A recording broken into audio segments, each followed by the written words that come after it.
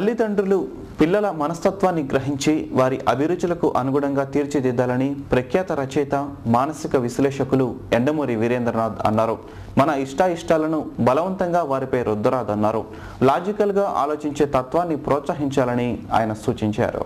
Jain heritage Cambridge school ఆధ్వర్యంలో స్థానిక ఐలాపురం హోటల్లో తల్లిదండ్రుల సమావేశాన్ని ఏర్పాటు చేశారు. ఈ సమావేశంలో ముఖ్య అతిథిగా పాల్గొన్న ప్రఖ్యాత నవలా రచయిత మానసిక విశ్లేషకులు ఎండమూరి వీరేంద్రనాథ్ తల్లిదండ్రులను ఉద్దేశించి ప్రసంగించారు.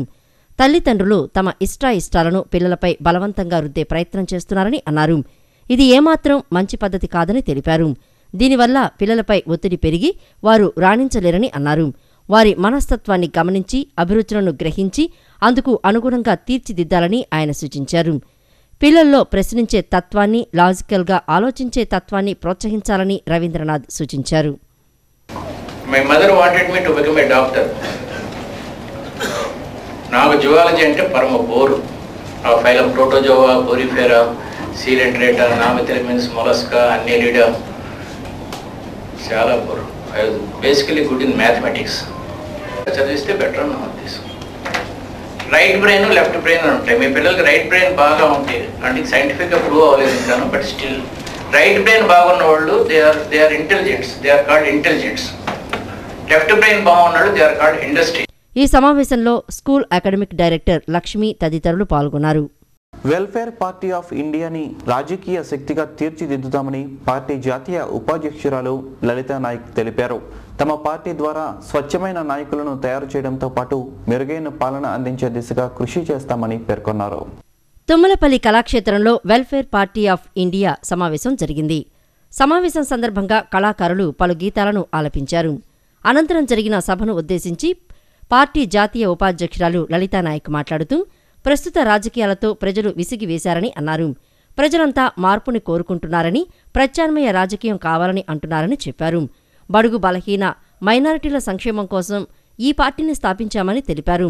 దశలవారీగా పార్టీని దేశంలో అన్ని ప్రాంతాలకు విస్తరింపచేస్తామని పేర్కొన్నారు. రాజకీయ శక్తిగా పార్టీని తీర్చిదిద్దడంతో పాటు స్వచ్ఛమైన నాయకుల్ని తయారు చేస్తామని ఆమె తెలియజేశారు. సొంత ఇంటి కలను సాకారం చేసుకోవాలనుకునే వారి కోసం సిటీ ఛానల్, మీ టీవీ, ఢీ ఛానల్, ఏబిఎన్ ఆంధ్రజ్యోతి సంయుక్త ఆధ్వర్యంలో ఏర్పాటు కానున్న సిటీ ప్రాపర్టీ షో ఆహ్వానం పలుకుతోంది.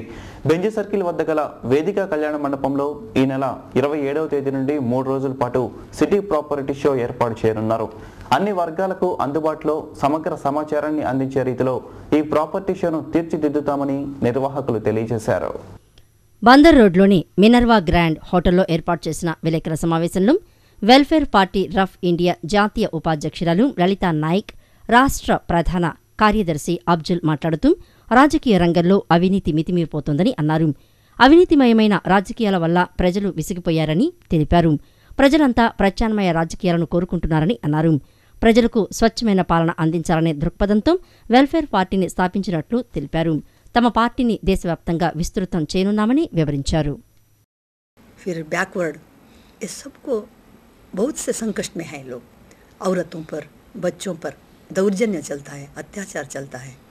ये सभी ये प्रमाद हो रहा है ना, वो सरकार के वजह से हो रहा है. सरकार शिस्त से, प्रामाणिकता से अगर वो राजनीति रहे तो ऐसा नहीं होता था. इसलिए हम पार्टी ये लॉन्चिंग कर रहे हैं.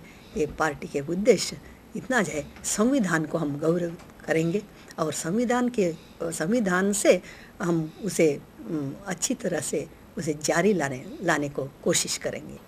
రాష్ట్ర వ్యాప్తంగా ఇప్పుడు నాయకుల పర్యటనలు జరుగుతున్నాయి. సంతోషకర విషయం ఏమిటంటే జాతీయ ఉపాధ్యక్షురాలైనటువంటి మేడం లలితా నాయక్ గారు 2-3 జిల్లాల్లో పర్యటించి ఇక్కడి స్థితిగతులు తెలుసుకున్న తర్వాత వీరు వెంటనే కలకత్తాలో జరిగేటువంటి కేంద్ర సలహా మండలి సమావేశంలో పాల్గొనేందుకోసం రేపు మాకు వెళుతున్నారు.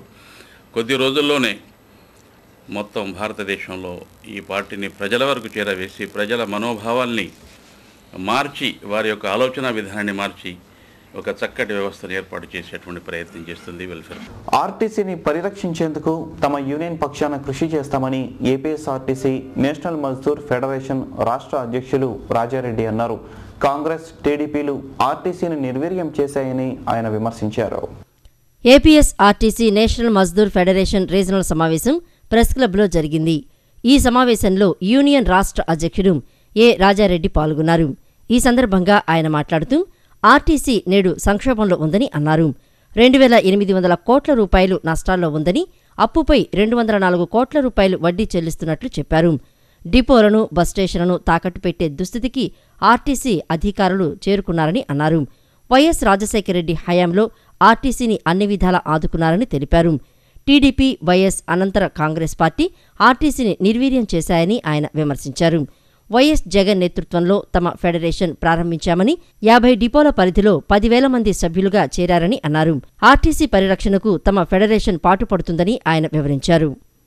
బస్సు డిపోలు, బస్ స్టాండ్లు తాకట్టు పెట్టేటటువంటి కార్యక్రమం కొనసాగుతూ ఉంది. దీనిపైన రాష్ట్రీయ మజ్దూర్ ఫెడరేషను మరియు ఏపీఎస్ఆర్టీసీ కార్మికులు తీవ్ర నిరసన తెలియజేస్తున్నారు. చాలా శోచనీయమైనటువంటి విషయాన్ని ఈనాడు ఎదుర్కోవాల్సి వచ్చింది. దీనికి ప్రధాన కారణం గత ప్రభుత్వం ఏదైతే 9 సంవత్సరాలు టీడీపీ గవర్నమెంట్ నారా చంద్రబాబు నాయుడు గారు చేశారో, ఆయన ప్రపంచంలో లేని, ఎక్కడ ఏ రాష్ట్రంలో కాదు దేశంలో కూడా లేనటువంటి 15% ట్యాక్స్ని ఏపీఎస్ఆర్టీసీ నుంచి వసూలు చేయడం. ఈ సభలో వైఎస్సార్ కాంగ్రెస్ పార్టీ నాయకులు విశ్వనాథ్ రవి, అమృతరావు, యూనియన్ నాయకులు కొండారెడ్డి తదితరులు పాల్గొన్నారు. ఇప్పుడు కాసేపు ప్రకటనలో